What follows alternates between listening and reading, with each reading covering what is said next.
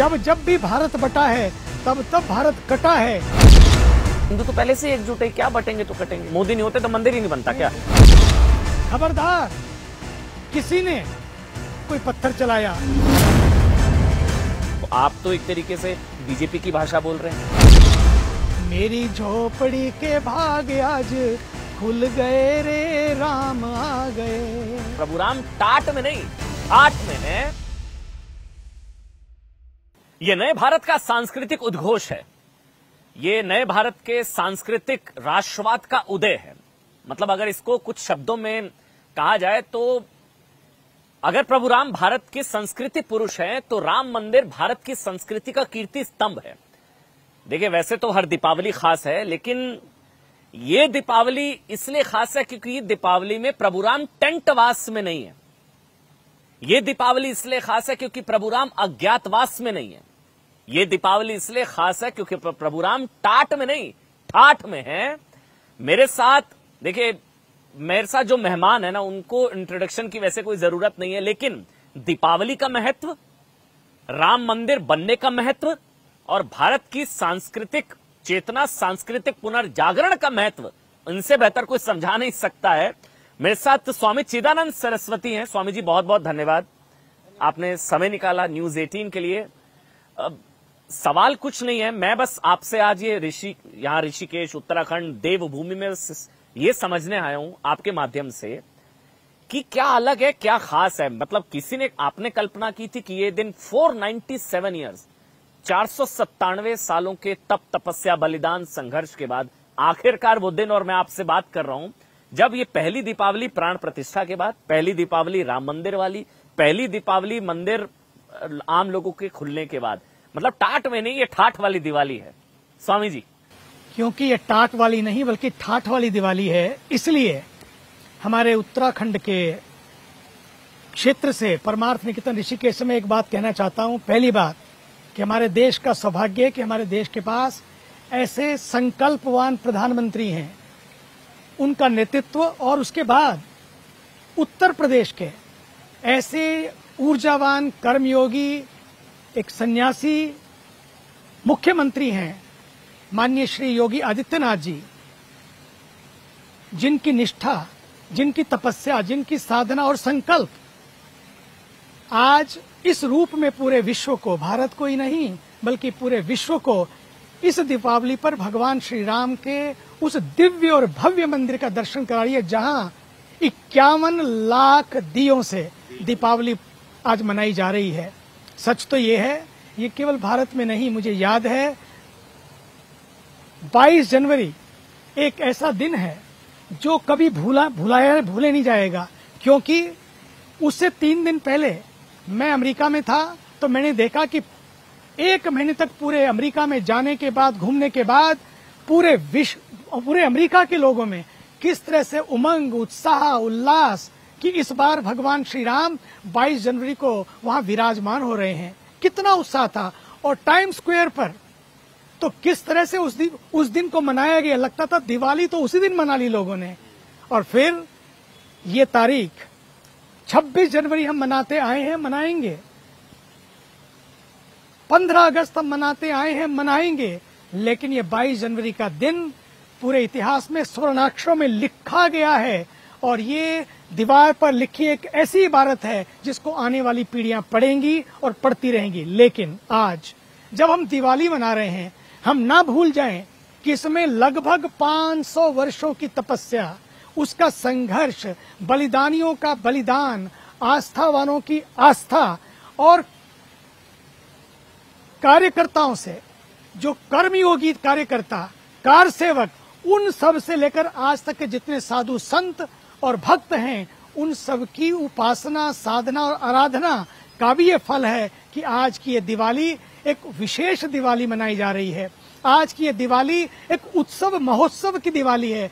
आज की दिवाली ऊर्जा और उल्लास की दिवाली है। सच तो मानिए, पूछिए उस शबरी से जो गाती रही, मेरी झोपड़ी के भाग आज खुल जाएंगे, आज खुल जाएंगे, राम आएंगे, गाती रही वो, ना जाने कितनी शबरियां प्रतीक्षा करती रही।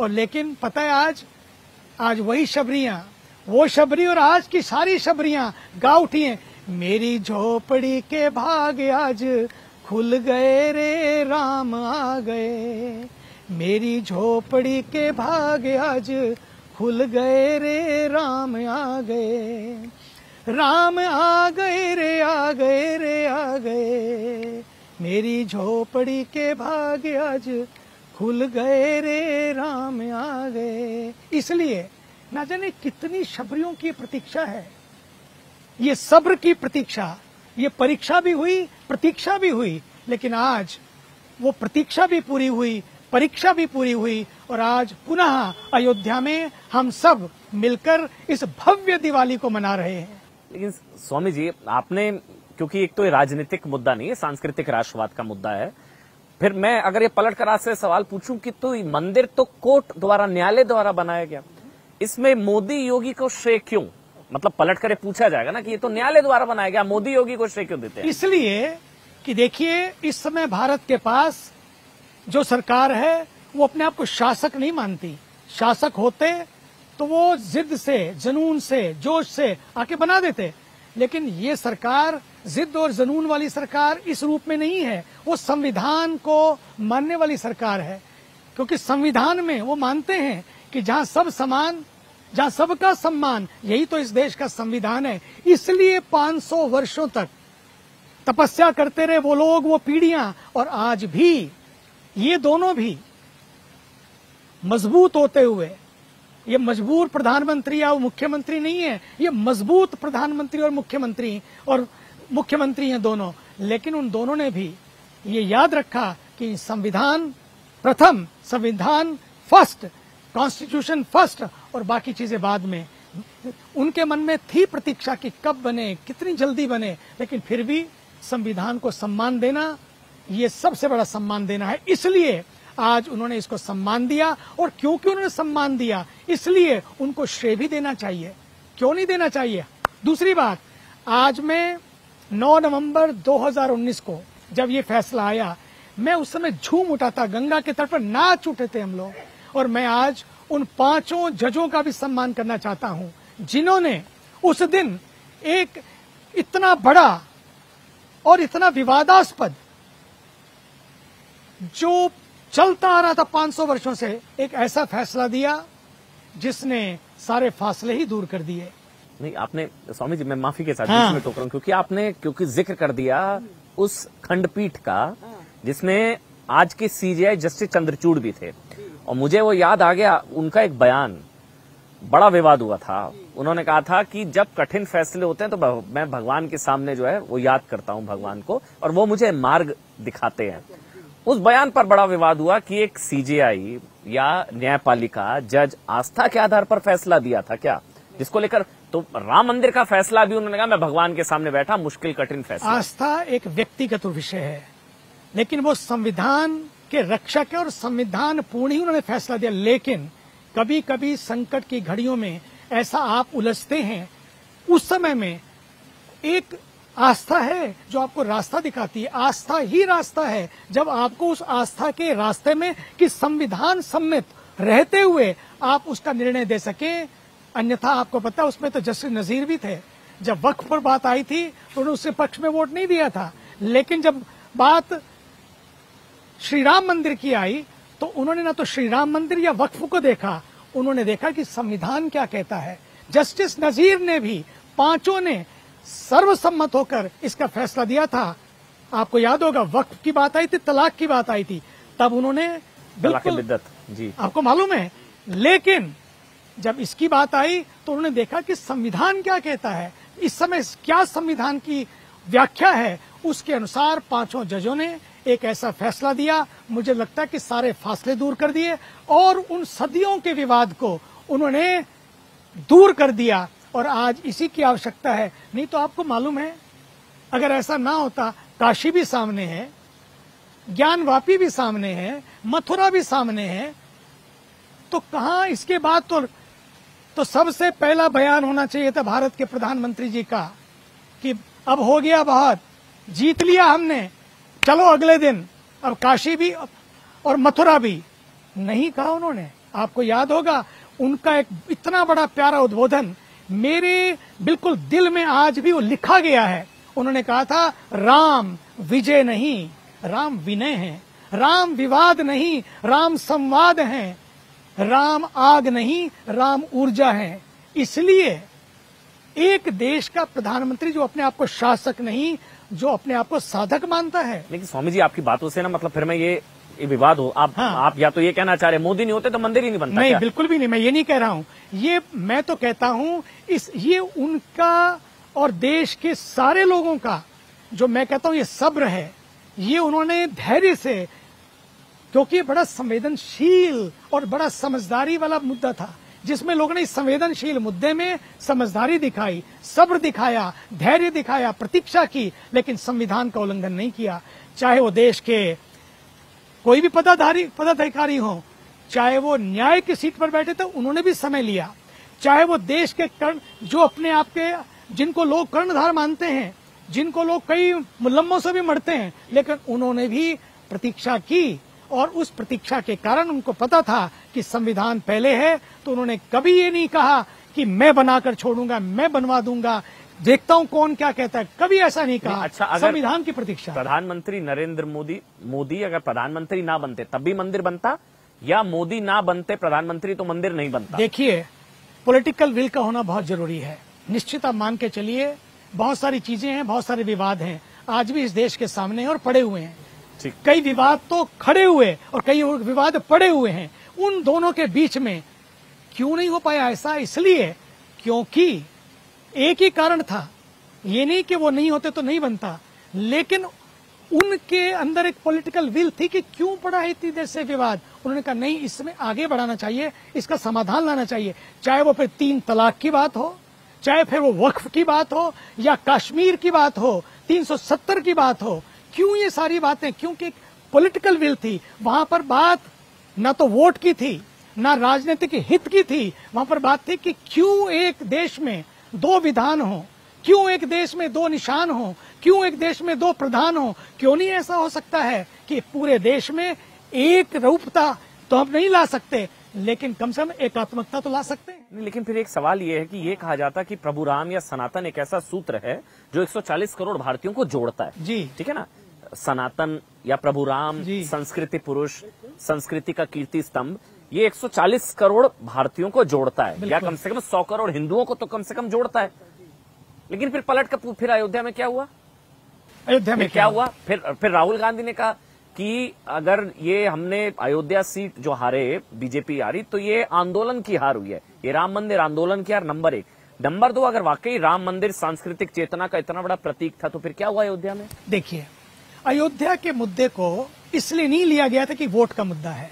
अयोध्या के मुद्दे को लड़ा भी नहीं लिया गया। वहां पर 500 वर्षों से जो एक आघात था, लोगों की पीड़ा थी, वो पीड़ा प्रेरणा बनी और उस प्रेरणा से ये आंदोलन आगे बढ़ा। लेकिन ना तो ये चुनाव इसलिए लड़ा गया था कि वहां जीतेंगे कि हारेंगे, ना ये चुनाव का मुद्दा होना चाहिए, ये वोट के लिए नहीं, बल्कि जो एक चोट थी हृदय में, उस चोट को समाप्त करने के लिए, लोगों की भावनाओं का सम्मान करने के लिए, संविधान की रक्षा करते हुए जो निर्णय आया उसका सम्मान किया गया। मैं इसको घुमाऊंगा नहीं, राहुल गांधी ने सीधा कहा ये मंदिर आंदोलन की हार थी। देखिए, सबके अपने अपने विचार हो सकते हैं और इस देश में सबको बोलने का अधिकार भी है। लोग नेगेटिव भी हैं, लोग के नैरेटिव भी लोग घड़ते हैं, लेकिन नैरेटिव हो या नेगेटिविटी हो, ये ज्यादा दिन नहीं चलती है। सत्यमेव जयते ये कोई आज नहीं घड़ा गया है, सदियों से सत्यमेव जयते घड़ा गया। ये जीवन का ये सार है, ये इस देश की संस्कृति का सार है, इसलिए ये आंदोलन की हार नहीं है। सच तो मानिए, ये कुछ लोग जो छोटे छोटे मुद्दों में जिनको भड़का दिया गया, भटका दिया गया, भरमा दिया गया, जैसे कि देखो तुम्हारी दुकानें टूट गई, दुकानें नहीं बनी, देखो तुम्हारा सड़कों को बनाने के लिए, मंदिर को बनाने के लिए मकान तोड़ दिए गए, सड़कों को बनाने के लिए तुम्हारी सुविधाएं छीन ली गई। कहाँ छीनी है? जाकर देखिए उन लोगों को, आज दुकानें भी मिली, मकान भी मिले, सुविधाएं भी मिली, और उसकी वजह से हमने पहले की अयोध्या को भी देखा है। ना सड़कें थी, ना गलियां थी, ना गंद, सब कुछ देखा हुआ है। आज सब कुछ बदला। इसका अगर राजनीतिक विश्लेषण किया जाता है तो कहा जाता है कि मंडल पर कमंडल भारी पड़ा। इस बार भी इस बार भी वो जो बटेंगे तो कटेंगे, मैं उस पर आने वाला था, लेकिन पहले राम मंदिर को ही मैं बात कर रहा था। ये जो कहा जा रहा है कि ये जो पीडीए वाला फॉर्मूला है, या क्योंकि राजनीतिक, आपसे मैं राजनीतिक सवाल नहीं लूंगा, लेकिन सामाजिक तौर पर भी देखा जाए तो मंडल पर क्या, मतलब कमंडल पर मंडल भारी पड़ा, नंबर एक। नंबर दो, जो टुकड़े टुकड़े वाली बंटवारा पॉलिटिक्स जो सो कॉल्ड योगी जी कहते हैं, क्या वो भारी पड़ा, इसलिए हिंदुओं में बंटवारा हुआ संभवतः? देखिए, ना तो उस समय मंडल भारी पड़ा, हाँ नहीं पड़ा था, उस समय भारी नहीं पड़ा। आपको पता है क्या हाल हुआ? ठीक ठीक, आपको मालूम है? हाँ जी, सबको पता है कि क्या हुआ। ना मंडल उस समय भारी पड़ा, ना कमंडल ने कभी ये दिखाने की कोशिश की। आज जो बात है सारी की सारी वो इतनी ही है कि देखिए कि हम सबको राष्ट्र को प्रथम रखना है, न कमंडल को न मंडल को। मंडल वाले भी गए और कमंडल वालों ने कोशिश नहीं की कभी। मैं तो कहता हूं कि आज हमें राष्ट्र को सामने रखना है। चुनाव से पहले दल और चुनाव के बाद देश, बस ये हमारी संस्कृति हो। चुनाव से पहले दल और चुनाव के बाद देश। जब जीत जाएं या हार जाएं, उस दोनों के बाद बस केवल एक देश रह जाए। हमें राम मंदिर तो एक प्रतीक था, क्योंकि लोगों की आस्था का विषय था। ये व्यवस्था का विषय नहीं है केवल, ये आस्था का विषय है, संवेदनशीलता का विषय था। इसलिए कि लोगों ने इतनी सहनशीलता के साथ जिस चीज की प्रतीक्षा की, वो भी अपने ही देश में, वो भी एक आजाद भारत में, उस समय प्रतीक्षा थी। मान लिया मुगल थे, चले गए, मान लिया ब्रिटिश आए, चले गए, लेकिन ऐसे में जब उनको अपने ही देश में प्रतीक्षा करनी पड़ी तो भी धैर्य नहीं खोया उन्होंने, और ना ही उन्होंने इस कमंडल के आश्रय कुछ करने की कोशिश की, ना ही कमंडल वालों ने इसका आश्रय लेकर इसके ऊपर थोपा। ये थोपने का तंत्र नहीं है, बल्कि ये सोचने वाला तंत्र है।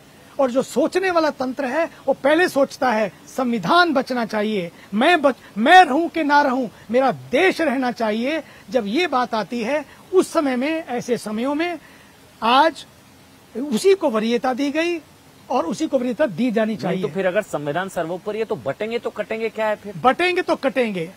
आप, अगर मैं आपको चाहूं कि अगर बटे और कटे की बात करते हैं, जब जब आप अतीत में चले जाइए, आप जब जब आप बटे हैं तब तब आप कटे हैं। भारत जब जब बटा है तब तब कटा है, और जब जब बटते रहेंगे तब तक कटते रहेंगे। क्यों? आप देखिए, विशाल भारत था और कहां से कटना शुरू हुआ? ईरान, अफगानिस्तान, और तो देखिए म्यांमार, सारी जितने भी हमारे, कंबोडिया, सब अपने पास था। आज तो पाकिस्तान हमारे सामने बना, बांग्लादेश हमारे सामने बना। ये टुकड़े टुकड़े कितने और टुकड़े करेंगे? आज समय आ गया है, ये केवल लोगों को भड़काने के लिए, भरमाने के लिए, भटकाने के लिए नहीं है, बल्कि ये है कि भूल मत जाओ, जब जब भी भारत बटा है तब तब भारत कटा है। क्योंकि चाहे वो अयोध्या का मंदिर है, चाहे वो सोमनाथ का मंदिर है, चाहे वो काशी का मंदिर है, चाहे वो ज्ञानवापी है, और चाहे वो मथुरा है, और जितने मंदिर हैं, मैं तो कहता हूं मंदिरों की बात से आगे बढ़ें। आप देखिए, आप औरंगजेब की बात हो या फिर मोहम्मद गौरी की बात हो, आप देखिए, जहां लक्ष्मीबाई की बात हो या पृथ्वीराज चौहान की बात हो, सब जगह किसी और ने दरवाजे नहीं खोले, किसी और ने रास्ते नहीं बताए, किसी और ने उपाय नहीं बताए। तो कुछ लोग निकले, ये भारत, वो बटे। ये जोड़ने की, एकजुटता की जो बात है, ये भारत के लिए, हिंदुओं के लिए नहीं। मतलब ये जो बटेंगे तो कटेंगे, मतलब हिंदुओं को 80% को एकजुट होने की बात नहीं करी। बिल्कुल भी ये बात ये है कि देखो भैया, ये देश एक महान देश है। हो गया महाभारत, लेकिन अब महाभारत की नहीं, युद्ध हो रहे हैं, कहां नहीं हो रहे हैं, और उसका क्या परिणाम निकल रहा है। सालों गुजर गए हैं, गुजर जाएंगे, लेकिन भारत का ये संदेश है कि भारत में महाभारत हुआ, उसको झेला, देखा, किया, लेकिन उसके बाद लगा कि नहीं, अब महाभारत नहीं, महान भारत बनाने की आवश्यकता है। इसलिए इस देश को महान भारत बनाने के लिए बटना नहीं है। अगर बटोगे तो कटोगे कैसे? क्योंकि कौन काटेगा? कौन कटेगा? कौन काटेगा? कौन काटेगा? वही केवल भारत में नहीं, जिनके नैरेटिव घड़े जा रहे हैं, जो नैरेटिव घड़ रहे हैं, जो नेगेटिविटी को पैदा कर रहे हैं, वो एक, और दूसरा पूरा विश्व की शक्ति के सामने भारत को महान शक्ति इसलिए नहीं बनना है। तो ये चुनावी नारा कैसे है फिर? चुनावी नारा नहीं है, ये तो समय की मांग आ गई कि लगता है कि बहुत सारी चीजें बढ़ती जा रही हैं और इसलिए कटती जा रही हैं, समाज कट रहा है। ये जो जाति व्यवस्था की बात लाई जा रही है, क्यों लाई जा रही है? क्यों लाई जा रही है? समाज को काटने के लिए, समाज को बांटने के लिए, छोटे छोटे टुकड़ों में बांटने के लिए। समाज टुकड़ों में बंटने से नहीं बनता है, समाज तो टुकड़े टुकड़े जुड़ते हैं तो पूरा समाज बनता है। आज टुकड़े टुकड़े को जोड़ने की जरूरत है, तोड़ने की जरूरत नहीं है। तोड़ना भारत की फितरत में नहीं है। तो जाति जनगणना की बात या जाति व्यवस्था की बात, ये तोड़ने वाली चीज है। जब जाति गणना की बात आती है, अगर लोगों के विकास के लिए होता, लोगों को ये वरीयता दी जाती, कोई दिक्कत नहीं, करो जाति गणना। लेकिन जाति गणना जब सियासत के लिए होती है, राजनीति के लिए होती है, तो लोगों को इसका कोई लाभ नहीं होने वाला है। ना पहले हुआ, ना आज होगा। इसलिए अगर आपको जाति गणना करना है तो कराइए, कौन मना करता है। लेकिन उनके विकास के लिए कि हाँ कोई पिछड़ गया है, कौन कौन पिछड़ गया है, उनको हमें साथ लेना है। पहले जो लोग पिछड़ गए हैं, जिनकी उनको साथ ले लिया हमने। इसमें प्रधानमंत्री ने एक बात कही थी, उन्होंने कहा कि अगर पिछड़ेपन की इतनी ही चिंता है तो मुसलमानों में भी तो जाति व्यवस्था। मैं आ रहा था इस पर अभी। हाँ। बहुत अच्छा, उन्होंने जो चिंता की है, तो जातियां केवल यही नहीं है ना, वहां इतनी जातियां कि आप एक दूसरे के साथ बैठ नहीं सकते हैं, एक दूसरे की शक्ल नहीं देख सकते हैं। वहां अपनी बेटी को नहीं देते हैं, ना उनकी बेटी को लेते हैं। इतने सारे विवाद हैं। लेकिन मुझे विवादों पर नहीं जाना है, क्योंकि मैं विवादों की तरफ जाता नहीं। मेरा जीवन संवाद की यात्रा है, विवाद की नहीं। लेकिन मैं इतना कहूंगा, इसलिए चाहे इधर वाले हो या उधर वाले हो, ये पार हो या वो पार हो, इस पार या उस पार, हमें आर पार नहीं करना है। हमें आमने सामने नहीं होना है। हमें तो देश को सामने रखना है, राष्ट्र को सामने रखना है। भले उधर के लोग हो या इधर के लोग हो, दोनों ही पार बैठे हैं। लेकिन बीच में गंगा बहती रहे इस देश की, इस देश में प्रेम की गंगा बहती रहे। जोत से जोत जलाते चलो, प्रेम की गंगा बहाते चलो, ये बहुत जरूरी है। लेकिन पूरे सम्मान के साथ हाँ, स्वामी जी, ये आर पार तो संतों में भी हो रहा है। मैं कोट करता हूँ जी। अभी हम उत्तराखंड में हैं। उत्तराखंड जोशीमठ स्थित ज्योतिर्मठ के शंकराचार्य स्वामी अभिमुक्तेश्वर आनंदा सरस्वती, उन्होंने कह दिया हिंदू तो पहले से एकजुट है, क्या बटेंगे तो कटेंगे। मुझे लगता है संतों में भी दो फाड़ हो रहा है जी। मैं ये कहना चाहता हूं, पहली बात, ये उनके व्यक्तिगत विचार हो सकते हैं। मैं किसी भी पद का सम्मान करता हूं, लेकिन ये उनके व्यक्तिगत विचार हो सकते हैं। और इस तरह की बातें कई बार समाज को जोड़ती नहीं है, समाज में भ्रम पैदा करती हैं। हमारा काम भ्रम पैदा करना नहीं है, हमारा काम भ्रमों को दूर करना है। ब्रह्म की साधना करने वाला व्यक्ति कोई भी समाज में भ्रम पैदा ना करे, मैं इसमें पूरी निष्ठा रखता हूं। चाहे उनका एक और बयान था, ये महाराष्ट्र को लेकर भी एक बयान था, महाराष्ट्र वाला भी, मुझे बड़ा आश्चर्य क्या था, मैं बता देता हूं। क्या था वो? उन्होंने कहा था कि उद्धव ठाकरे के साथ विश्वासघात हुआ और जो विश्वासघात करे वो हिंदू नहीं हो सकता। मतलब बीजेपी ने एक तरीके से विश्वासघात किया उद्धव ठाकरे के साथ, और जब तक वो सत्ता के सिंहासन पर नहीं बैठते या कुर्सी पर नहीं बैठते, मतलब मैं उसके लिए लगूंगा, ये एक तरीके से उनके कहने का लब्बलुबाब था। तो एक तो विश्वासघात हुआ, और जिन्होंने विश्वासघात किया करे वो हिंदू नहीं हो सकता। पहली बात, मैं किसी पार्टी के पक्ष में या किसी व्यक्ति के पक्ष में कभी मैं कोई बयान नहीं देना चाहता, लेकिन हमें इस तरह के विवादों से दूर रहना चाहिए, ना ऐसे विवादजनक बयान देने चाहिए। मैं बहुत स्पष्ट करना चाहता हूं इस बारे में, ये गलत, इस तरह से लोगों में धारणा बनती है। क्योंकि अगर आप इस तरह के बयान देंगे तो लोगों के मन में सचमुच गलत धारणा बनेगी। लेकिन संत, जैसे आप भी संत हैं, योगी जी संत हैं, शंकराचार्य संत, तो समाज के मतलब पथ प्रदर्शक होते हैं ना, तो समाज को रास्ता, तो अगर वो दिखाने की कोशिश कर रहे हैं कि भाई बटेंगे तो कटेंगे, हिंदू तो पहले से एकजुट है, तो उसमें क्या, वो क्या गलत है? नहीं, जहां तक कहते हैं बटेंगे तो कटेंगे, हिंदू पहले एकजुट है। सच मानिए कि आज एकजुटता की आवश्यकता है।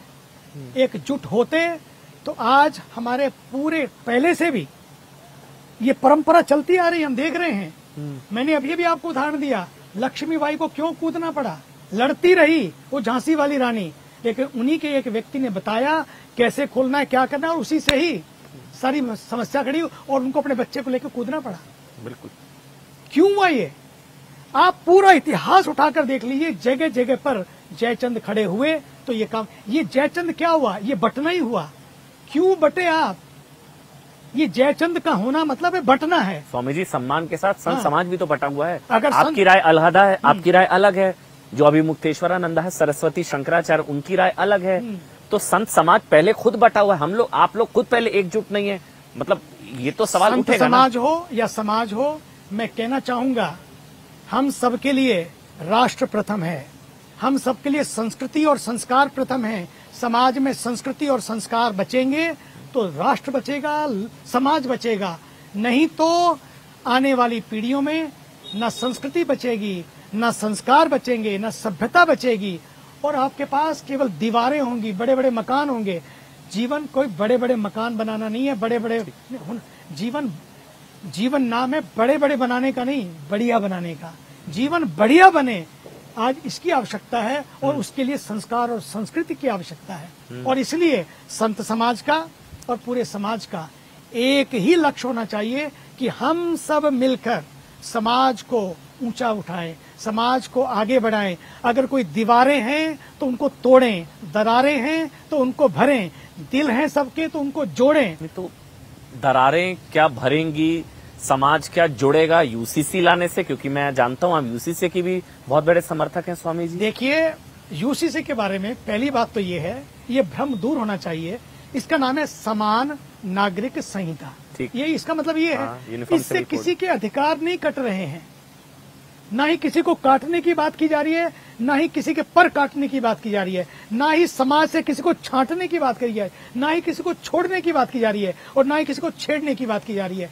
ये केवल एक ही बात है जहां पर लोगों के बीच में समान नागरिकता के, हम नागरिक हैं इस देश के, तो समान हमारे अधिकार भी होने चाहिए। कहीं ज्यादा कहीं कम, किसी के लिए कुछ तो किसी के लिए कुछ, किसी के लिए टैक्स किसी के लिए नहीं टैक्स, किसी के लिए बहुत बड़ी छूट तो किसी के लिए कुछ भी नहीं। क्यों? हम कहते हैं जो है सबके लिए करिए, चाहे वो धर्म स्थान हो, चाहे वो समाज हो, सबके लिए बराबर दृष्टि हो, एक दृष्टि हो। और यही हमारा देश, यही हमारा संविधान, जहाँ सब समान, सबका लेकिन उनके अपने मैरिटल पर्सनल लॉज है ना। वो पर्सनल लॉज हैं घर के लिए। जब हम समाज में हैं तो समाज में एक रियता होनी चाहिए। वो शरीयत जितनी बनाई गई है केवल अपने जीवन में शराफत रखने के लिए, कि समाज में भी शराफत बनी रहे और परिवार में भी शराफत बनी रहे। शरीयत का अर्थ ये नहीं था कि शरिया किन कुछ और कामों का जरिया बन जाए। अब शरिया भी जरिया बना लेंगे आप तो समस्या होगी। इसलिए जितनी मैं सम्मान करता हूँ, किसी की अपनी धारणा है, मैं बहुत सम्मान करता हूँ, ठीक है, ये उनकी धारणा है, उस ढंग से है, उनका सम्मान होना चाहिए, क्योंकि उनके जो धर्मगुरु हैं, उनके जो मोहम्मद साहब हैं, उन्होंने दिया, उनका सम्मान है। लेकिन हमें ये भी याद रखना है कि उस शरीयत से किसी का नफा हो या किसी का नुकसान हो, इस तरह से अगर हम उस शरीयत को लेंगे तो समस्या होगी।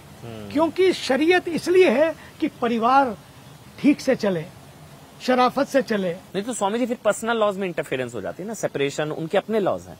मुझे तो लगता है कि पर्सनल लॉ भी ऐसे होने चाहिए जहां किसी बेटी का हक नहीं छीना चाहिए। पर्सनल लॉ भी ऐसा होना चाहिए जिसमें किसी नारी का, किसी मोहतरमा का हक नहीं छीना जाना चाहिए। इसमें कहाँ ये बात आ रही है कि जैसे बेटियों के अधिकार सबके लिए सम्मान हो, पत्नियों के सम्मान हो, माताओं के लिए सम्मान हो, नारियों के लिए सम्मान हो, नागरिकों के लिए सम्मान हो, पढ़ने के लिए सम्मान हो। मैं तो कहता हूँ कुछ दिया जाए तो सबको दिया जाए, जो सम्मान हो सबके लिए बराबर हो। इसमें बराबरी की बात है, इसमें पर्सनल की बात नहीं है, ये तेरा ये मेरा की बात नहीं है। इसमें तो बराबरी के दर्जा की बात है। उसमें ना तो किसी के अधिकार छीने जा रहे हैं, ना ही किसी को ज्यादा और कम किया जा रहा है।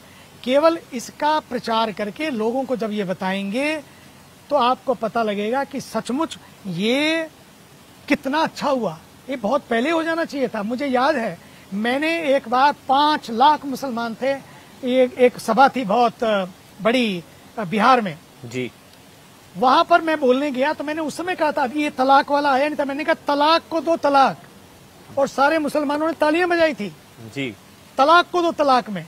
क्यों? मैंने उनको कहा यदि आप सोचिए एक नारी, एक महिला जिसने आपको रोशनी दी, जन्म दिया, जन्नत के दरवाजे खोले, और उसको हम तलाक तलाक तलाक कह के यूं ही छोड़ देते हैं, कितना कष्ट होता है। मैंने कहा अगर आप औरत होते और आपको कोई तलाक देता तब पता लगता कि तलाक क्या होता है। मैंने कहा था उस समय, और बहुत लोगों ने वहां सब तालियां बजाई थी, और उसके थोड़े दिनों बाद ये तलाक का कानून ही आ गया। असल में होता ही है कि जितने भी, चाहे 370, चाहे राम मंदिर, चाहे जो है यूसीसी, इसी के साथ एक कड़ी में आ जाता है कि पॉपुलेशन कंट्रोल, जनसंख्या नियंत्रण कानून, तो उसका भी उसी तरह से विरोध किया जाता है कि इसको भी धार्मिक नजरिए से देखने की कोशिश। मैं समझता हूं, देखिए जनसंख्या की जो बात आती है, आप खुद भी देख रहे हैं, जनसंख्या बढ़े नो प्रॉब्लम, लेकिन शिक्षा भी तो मिले, स्वास्थ्य का मिले, पानी मिले, संसाधन हो, खाने की चीजें ठीक हो। अगर आप पैदा तो हो जाए फिर कीड़ों की तरह कुल बुलाते रहे, नहीं। हमें उन बच्चों को जिनको पैदा किया उनको ठीक से शिक्षा मिले, उनको जीने का वो अधिकार मिले। हमने पैदा करके छोड़ दें ऐसा नहीं, उनका स्वास्थ्य, उनकी शिक्षा, उनकी चिकित्सा और ये सारी चीजें भी हमें सोचनी होगी। मेरे को अगर कोई पूछे, ये धार्मिक मुद्दा नहीं होना चाहिए, ये राजनीतिक मुद्दा नहीं होना चाहिए। मेरे से यदि कोई पूछे, ये संसाधनों का मुद्दा है, पानी कम हो रहा है, पर्यावरण प्रदूषित हो रहा है, धीरे धीरे संसाधन कम हो रहे हैं, ये तो मुझे लगता है कि सबको मिलकर, चाहे वो हिंदू हो या मुसलमान हो, सिख हो या ईसाई हो, सीमित संसाधन है, सीमित संसाधन है। बढ़ती जनसंख्या और सीमित संसाधन, आप देखिए नदियां सिकुड़ती चली जा रही हैं, आपने देख ही लिया है। बिल्कुल। और बिजली की त्राई त्राई रोज होती है, पानी के लिए दिल्ली में इस बार कई कई दिन तक लाइन लगी रही।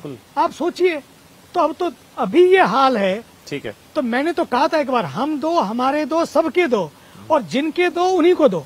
अच्छा, जिनके दो उन्हीं को दो, बिल्कुल, सारे अधिकार नहीं तो कैसे कंट्रोल करेंगे आप?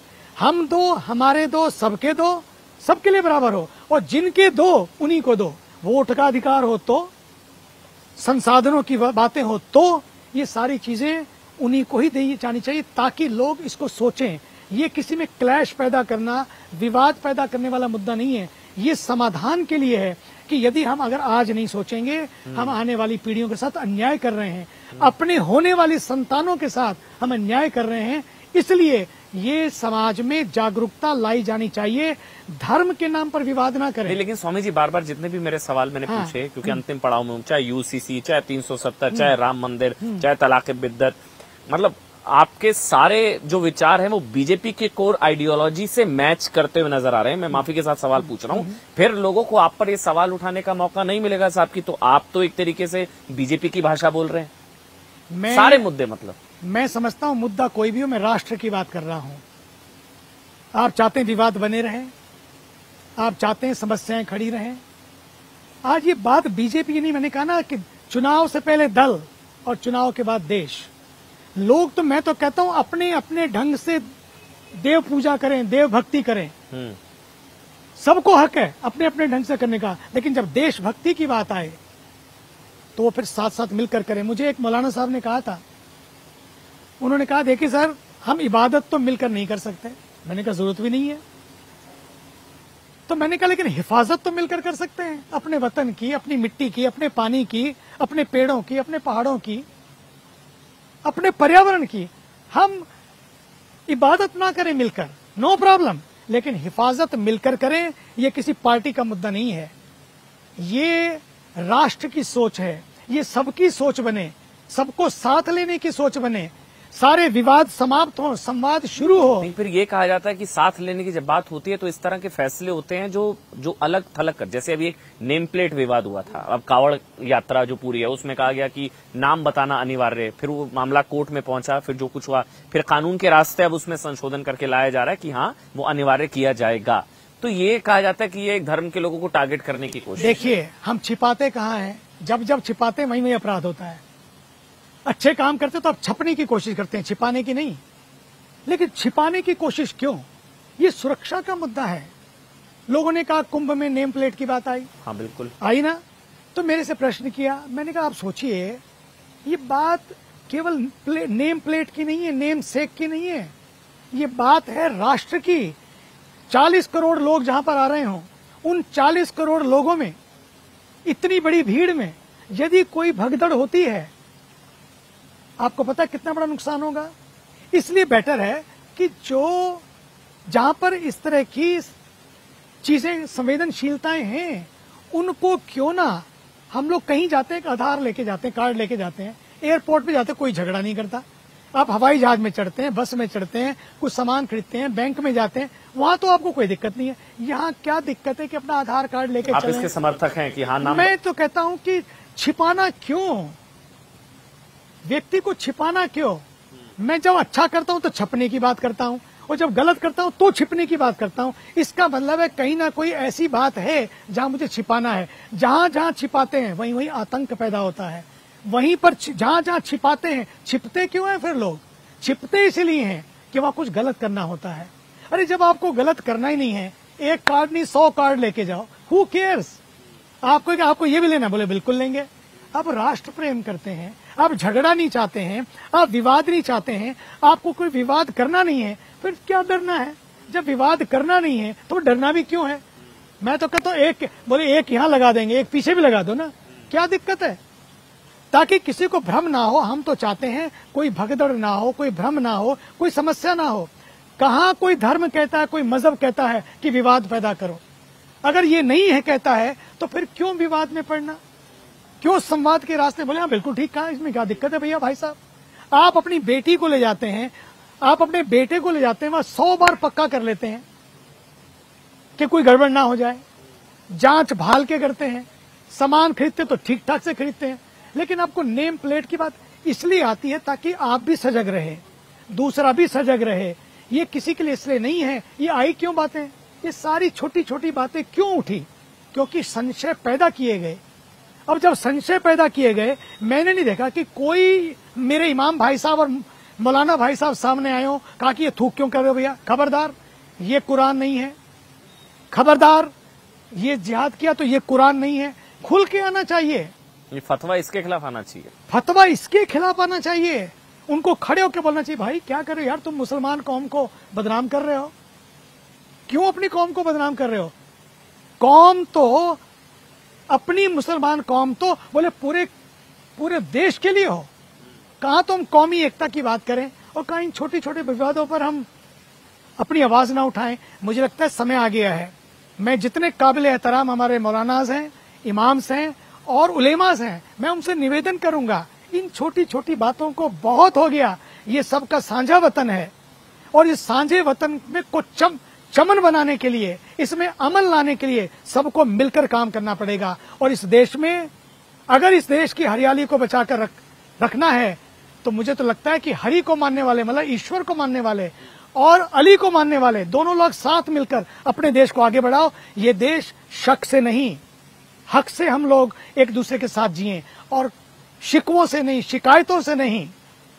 इन देश को हम लोग साथ मिलकर इस तरह से आगे बढ़ाएं कि खबरदार, अगर किसी मुसलमान की हिम्मत हुई, क्यों नहीं कोई उलेमा कह पाता, कहीं किसी के 35 टुकड़े, किसी के 32 टुकड़े, किसी के 30 टुकड़े, कभी कोई खड़ा हुआ बोलने के लिए? मैं तो कहता हूं समय आ गया है। एक मंच पे आओ, कुंभ से पहले आओ, अपना एक कुंभ हो जाए और कह दो कि नहीं अब नहीं होगा, कुछ भी हो जाए नहीं होगा। क्यों नहीं कह सकते हम? मुझे नहीं लगता कि कोई हमारा मजहब इस तरह की बात कहता है या करता है। और अभी इस तरह हाल फिलहाल स्वामी जी, ये जो पूरा, क्योंकि आखिरी सवाल है, ये पिछले कुछ समय में देखने को मिला है। हम दीपावली के मौके पर मैं आपसे संवाद कर रहा हूँ, हिंदू यात्राओं पर पत्थरबाजी, ये क्या है? अजीब बात होती है। रामनवमी की यात्रा है तो हद हो गई। मतलब ये पत्थरबाजी कहां से आ गई? मूर्ति विसर्जन होता है तो कहीं आपने सुना कभी हज पर कोई गया और हिंदुओं ने पत्थर उठाए और मारना शुरू किया हो? कभी नहीं सुना होगा और ना कभी होगा ऐसा इस देश में, ना कभी वो करेंगे, क्योंकि ये सिखाया ही नहीं जाता। तो फिर वहां क्यों हो रहा है? इसका लिए सिखाया जाता है, छोटे छोटे बच्चों को बताया जाता है क्या? नहीं, अगर ये होता है ये गलत है, नहीं होना चाहिए। मुझे लगता है कि हर मस्जिद से नमाज के समय अब एक ही नमाज हो, एक ही अजान हो कि बहुत हो गया, अब कोई पत्थर नहीं उठाएगा। अब कोई इस तरह के जिहाद के कारण या थूक के कारण या कोई और पता नहीं क्या क्या चीजें, मतलब उसको बोलने में भी शर्म आती है। ये कहा जाता है कि वो अभी जो विवाद हुआ था जब ये वाला, मुझे अखिलेश यादव का बयान है, उन्होंने बोला था ये देखना चाहिए डीजे पर गाना कौन सा बज रहा है। नंबर 1, इस तरह की यात्राओं में भड़काने वाले, उकसाने वाले, मस्जिद के सामने जो इस तरह के डीजे पर क्या बजाया जा रहा है, तो वो उकसाने वाली कार्रवाई होती है, जिस वजह से ये एक्शन का रिएक्शन मैं कहता हूँ पहले तो मुझे लगता नहीं कि ऐसा होता है, क्योंकि गोपाल मिश्रा की तो गोली मारकर हत्या कर दी गई। अब बताइए, अब इसके लिए कोई खड़ा हुआ, किसी ने बोला बहराइच। अब समय आ गया है, इस बहराइच की घटना हो या कहीं की घटना हो, भीतर की घटना हो या बाहर की घटना हो, मुझे लगता है कि समय आ गया है। अगर हम चाहते हैं कि इस्लाम के ऊपर कोई शक ना करे, अगर हम चाहते हैं इस्लाम शांति का संदेश देता है। मुझे मेरी प्रार्थना होगी सारे उलेमा से कि भैया आओ मिलकर इस देश को चमन बनाएं।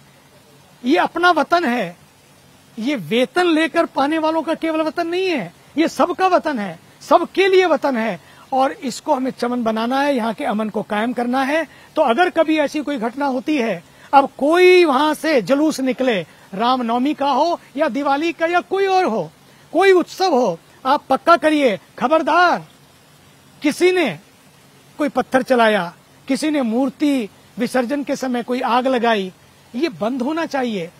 अपनी कम्युनिटी में आप आग लगा रहे हैं, नुकसान किसी एक का नहीं है, सबका है। कोई बोलने वाले तो लोग अलग हो जाते हैं, लेकिन जलता कौन है, मरता कौन है, डूबता कौन है, आग कहाँ लगती है? उन गरीबों के घरों में। खून किसी का भी हो है तो अपना ही।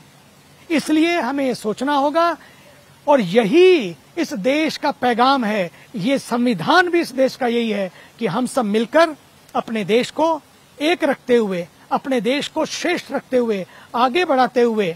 आज आपने देखा है कि पूरे विश्व में, मैं अभी रिपोर्ट पढ़ रहा था, इतनी बड़ी बड़ी रिपोर्ट्स आ रही हैं, हमारा देश तीसरी अर्थव्यवस्था होने जा रहा है। आप सोचे तो सही, तीसरी अर्थव्यवस्था हो उससे पहले पहले हम एक दूसरे का अर्थ समझ सकें, हम एक दूसरे की मानवता का अर्थ समझा सकें।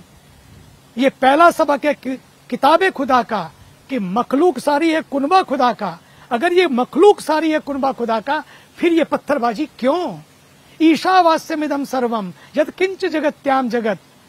पूरे विश्व में एक ही तो ईश्वर समाया है। अगर ये सच है, फिर ऐसी बातें हम क्यों करते हैं जिसके कारण ये विवाद खड़े हो रहे हैं? कभी आपने सुना और ना कभी सुनेंगे। कहीं भी ऐसा नहीं होगा कि मस्जिद पर कोई पत्थर उठाकर मस्जिद पर पत्थर फेंके, कभी नहीं होगा।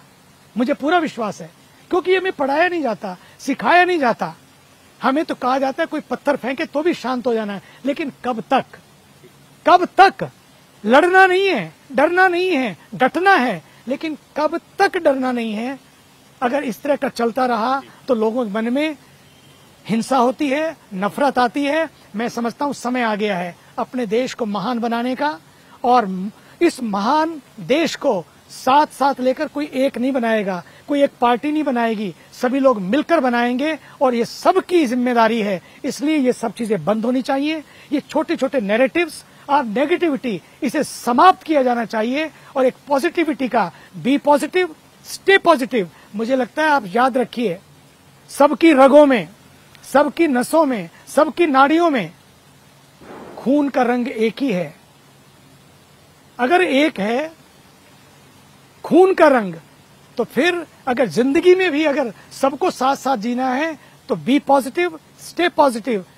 Don't have this negative narratives और negativity. This is not going to help you and not the nation, not anybody. नफरत से कभी किसी का नफा नहीं हुआ और मोहब्बत में कभी किसी का नुकसान नहीं हुआ। इसलिए आइए इस देश को चमन बनाने के लिए, इस अपने वतन को में अमन लाने के लिए हम साथ मिलकर काम करें। मुझे लगता है यही हमारे देश का संविधान है और इसका हमें सम्मान करना चाहिए। मेरे ख्याल से यही सबसे इससे खूबसूरत वर्णन समाज की सामाजिक चेतना और दीपावली को लेकर इससे बेहतर उद्देश्य है और मैसेज शायद हो नहीं सकता। बहुत बहुत धन्यवाद स्वामी चिदानंद सरस्वती जी, आपने समय निकाला न्यूज 18 इंडिया के लिए। अमन जी बहुत धन्यवाद जी। न्यूज 18 चैनल का भी धन्यवाद। और मैं तो कहता हूँ इस दिवाली के पर्व पर हम दिए तो जलाएं, वो मिट्टी के दिए होंगे, बुझ जाएंगे। एक रात जलेंगे, 2 रात जलेंगे, जितना तेल डालते रहोगे उतना जलेंगे, लेकिन हमारे दिलों में अपने राष्ट्र के प्रति प्यार का दिया जलता रहे। इस दिवाली पर यह भी संकल्प लें। इसलिए हम परमार्थ निकेतन ऋषिकेश में हर दिन जब हम गंगा जी की आरती करते हैं, पूरे विश्व के लोग आते हैं और हर तरह के लोग आते हैं और हमारा एक ही होता है, इसके बाद आरती के बाद देव भक्ति अपनी अपनी करो, लेकिन हम राष्ट्र गान गाते हैं। आज समय आ गया है राष्ट्र के उस गान का जिस गान ने हमें प्यार करना सिखाया है, साथ साथ जीना सिखाया है, साथ साथ रहना सिखाया है। बस सच मानिए, इस दिवाली पर हमने अगर ये संकल्प ले लिया ना, दिए केवल बाहर नहीं, दिए भीतर भी जलेंगे और फिर इस देश में सदैव प्रेम और प्यार के दिए जलते रहेंगे और इस देश के लिए सारे विश्व के लोग आकर इसका दर्शन करने के लिए आएंगे, इससे शिक्षा लेंगे, संदेश लेंगे। बस आइए मिलकर अपने वतन को आगे बढ़ाएं। धन्यवाद। एक दिया देश के नाम, और यही सबसे बड़ा संदेश। बहुत बहुत धन्यवाद स्वामी चिदानंद जी, बहुत बहुत धन्यवाद।